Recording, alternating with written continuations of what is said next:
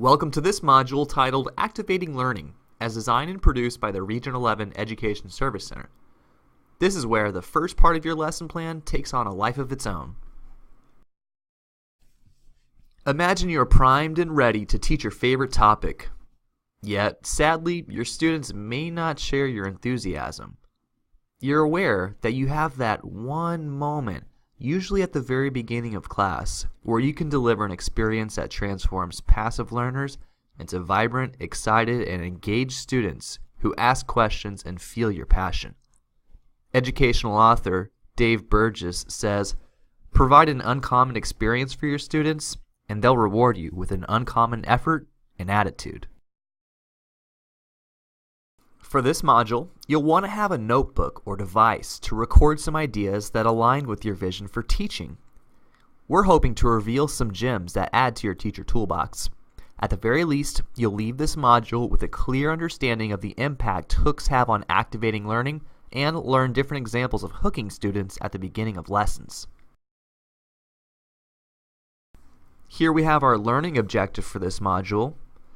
In this course, the teacher will design a hook that makes connections to the learner's prior learning or experiences, establishes relevance, and creates a social or emotional connection to the lesson in an effort to engage students and inspire deeper learning. At the conclusion of this course, you'll have an opportunity to demonstrate your understanding of the stated learning objective by participating in a demonstration lab sponsored by Region 11 certification team. During the demonstration lab, you'll present a 10-minute mini-lesson in which you model activating learning with a hook. You'll receive feedback based on the proficiency rubric you see on the screen, and to earn credit for this course, participants must score at the proficient or master's level. Let's deconstruct what engaged learning looks like. While students should remain engaged throughout your lesson, often the first activity, sometimes called the hook, happens the moment they enter your classroom. You will have two outside resources to view in this module. The first is an article in the next slide about the engage stage of the 5E instructional model, and then later you'll watch a video about why teachers use hooks to stimulate and immerse learners in the content. On this slide, you should see a pop-up that links to an article. As you read the attached document, record two indicators of activating learning. Look for reasons why it's preferable to avoid direct teaching in the engage portion of lessons.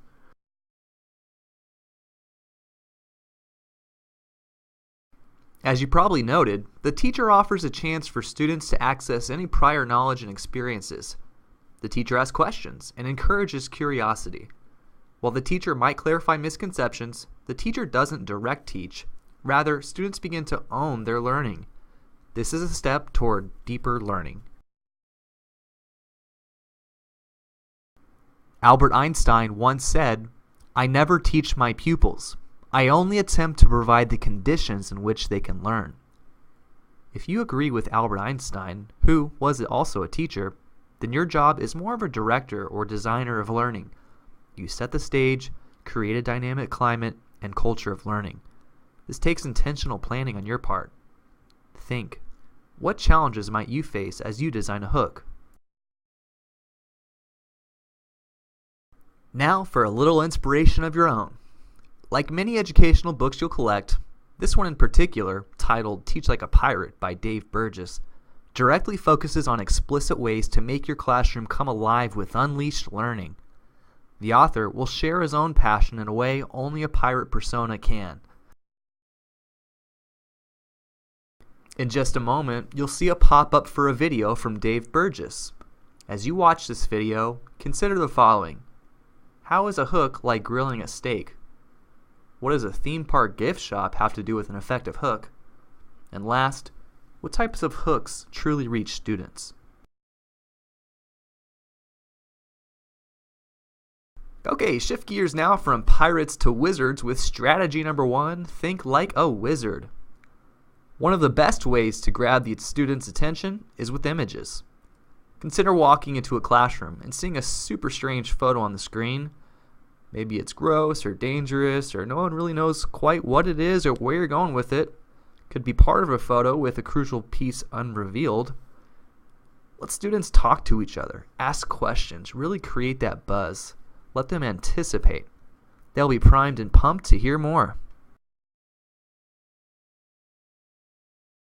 Perhaps you've seen this face before. Maybe someone has challenged you saying, "Why do I need this? I'll never use it in real life." Here comes strategy number 2, establishing relevance. A successful hook should connect to students and answer this complaint.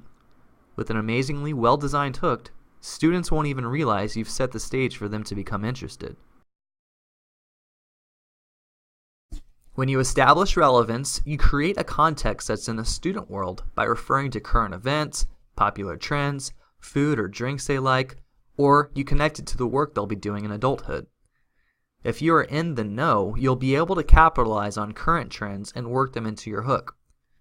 Students are going to respond if you make references to their rock stars, if you display photos of junk food, then ask questions and challenge them. It's not just the cool factor, you're making them access their prior knowledge and current experiences, which allows their brains to make stronger connections to the new learning. Be cautious not to overdo it though, as learning is the number one goal. The purpose of your hook is to establish the relevance and the context of their lives before you get into the meat of the lesson. Another way to connect prior learning experiences is to bring activities where students can share and play and make social connections. Gaming is a powerful tool in the learning process. When students have fun, experience laughter and movement, they're more likely to store that experience in their long-term memory. Read the options a teacher can employ to allow students to challenge themselves or use technology for social comment or peer editing. When I said, think like a wizard, the disclaimer is, of course you'll want to be safe. Certainly you'd agree that Bill Nye the Science Guy was inspiring. Plan ahead to step out of the norm. Challenge yourself to embrace your inner actor, and your passion will be contagious.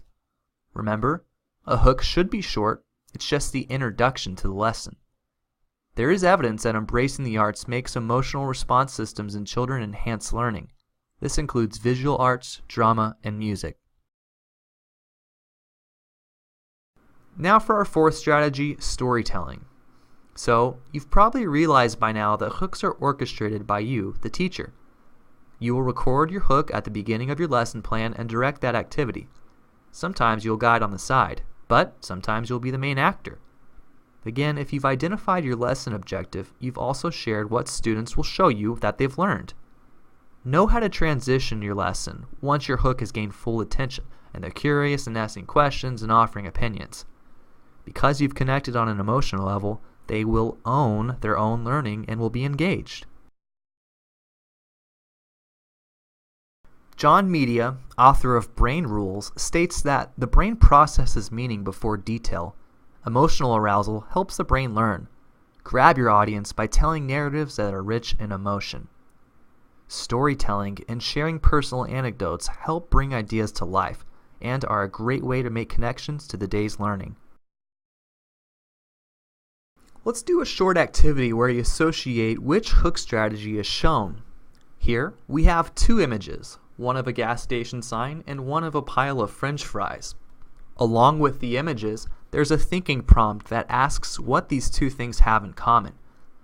Think, which hook strategy or strategies is this activity most closely aligned to? So this one covers both the use of images and mystery and the relevance factor since they know about gas and they've eaten French fries. By the way, the connection is that some people are saving fuel costs by recycling used frying oil from restaurants. Let's try another one. Dressed like a pirate, I tell about my adventure of being shipwrecked on a deserted island. I use my fake knife and hook to wildly explain how I survived. I share the terrible experience of hunting and cooking native critters I had to eat. I jump off chairs and act it out as I tell the tale. Which strategy does this align with? That was easy. This hook was centered around storytelling. Remember, as you tell stories, there must still be a connection of some sort to their previous or present experience. You would risk boring students if the story meant nothing in their current lives. Remember to pull in an emotional aspect to the stories. It might be humor, it might be sad, but they will remember it and connect it to the subsequent task. Now for the third practice scenario. Imagine there's a challenge posted on the board that says, take a sticky note and with a partner write 3 things that would have been most precious for a Polish refugee to send to a family outside the country. Hence are in your reading from yesterday. You have 5 minutes. Go. Which strategy or strategies does this closely align with? Nice work! Just as you remember the excitement of Christmas gifts or the suspense of waiting for a surprise to be revealed, students will respond actively to challenges you set up. Connect to previous learning and ask for opinions. Validate them to create a safe classroom culture. They'll learn to form hypotheses and form thesis statements because you set up experiences that lead to deeper level thinking. One final scenario. Use the QR code to sign in for the game. Try to beat your classmates and win the reward. You get first choice for which side of the debate you'll support. Which strategy does this align with? Nice! This hook strategy is commonly used with classrooms today. With future-ready learners, they are often comfortable using devices to share and compete among peers. A benefit for the teacher is that many apps can collect data to inform your instruction. Congratulations! We've concluded this module over activating learning. Refer again to this proficiency rubric as you prepare for your 10-minute mini lesson. To achieve a proficient score, the participant must design and deliver a hook that's relevant to students, access their prior knowledge or experiences, and must ask questions that stimulate the brain for new learning. To achieve the master's level, the teacher must be animated and passionate and ask and answer questions that encourage deeper thinking. Here are some helpful tips as you prepare for your mini lesson. Select your content topic and then generate a learning objective. Then design a hook to activate the learning that correlates to the information from this module. Remember to study the proficiency rubric to ensure your hook meets the criteria.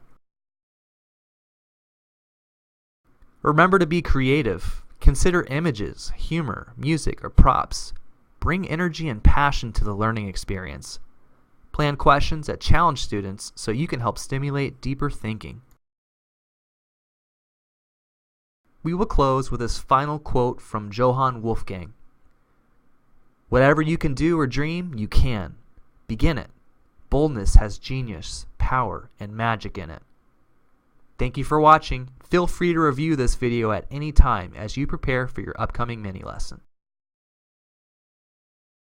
This presentation referred to content listed on this slide. Images for this course were downloaded from Haiku Deck and Pixabay.